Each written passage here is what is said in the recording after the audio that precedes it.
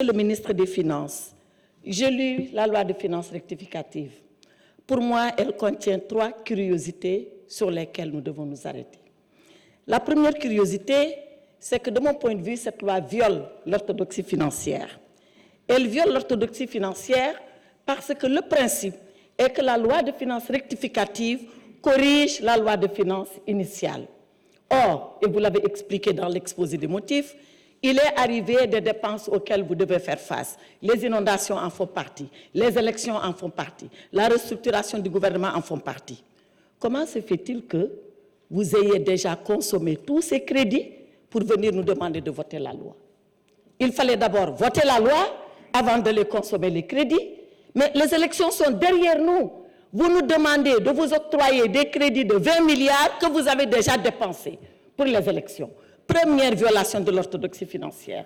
Parce que c'est comme si un enfant venait prendre 10 000 francs de la poche de son papa, aller les dépenser entièrement et revenir dire à son père « j'ai besoin que vous me prêtez 10 000 francs », alors qu'il les a déjà pris. Voilà la première violation. Deuxième violation de l'orthodoxie financière.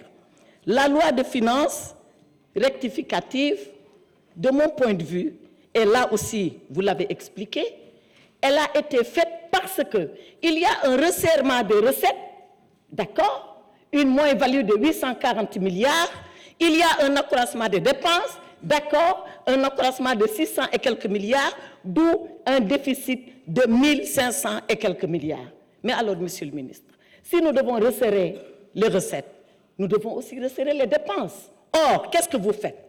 À la page 25, je crois, du budget, vous dites exactement ceci. Sur le fonctionnement, vous consacrez dans la LFR 1676 milliards contre 1571 milliards.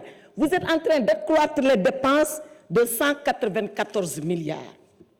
Pourquoi, alors que vous nous demandez de serrer la ceinture, vous augmentez ces dépenses qui sont des dépenses de fonctionnement?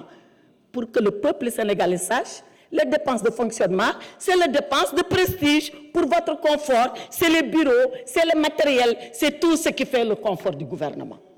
Donc, vous réduisez les recettes, vous dites que vous les diminuez et vous augmentez les dépenses. Ce n'est pas de l'orthodoxie financière.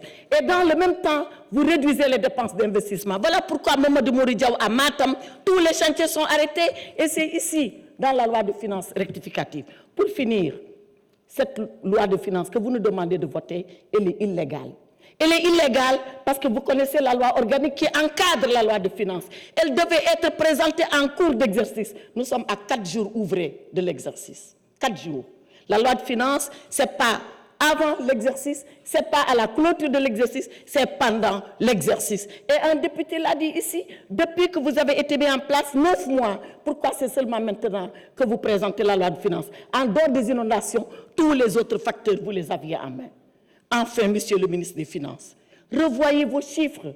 Vous nous dites dans le cadrage budgétaire que le déficit, il sera à 3% 2027 pour être dans les critères de convergence de l'UEMOA. Dans le projet que j'ai là, dans le projet Sénégal 2050, il est dit que ce déficit sera à 3% dès l'année prochaine. Qui croire?